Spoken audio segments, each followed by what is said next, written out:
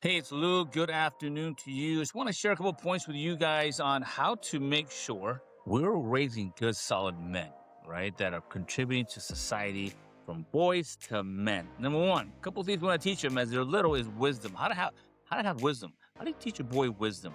One of the simplest way to teach a young man wisdom is teach him to listen more than he speaks, right? To be a good listener. Obviously, to follow direction, of course, but be a good listener to mom and dad, right?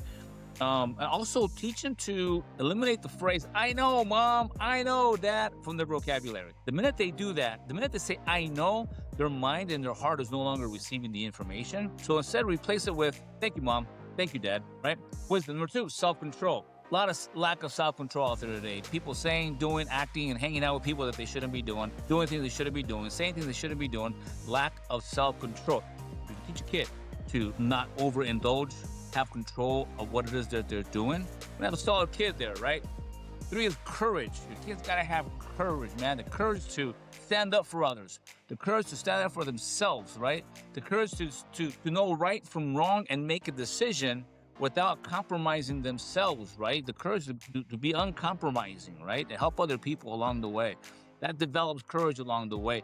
And lastly is justice. You ever notice how kids, they're born with a sense of justice? You know, watch that. Right away when they're little, like, this is not fair. This isn't right. It's this justice thing that they're born with.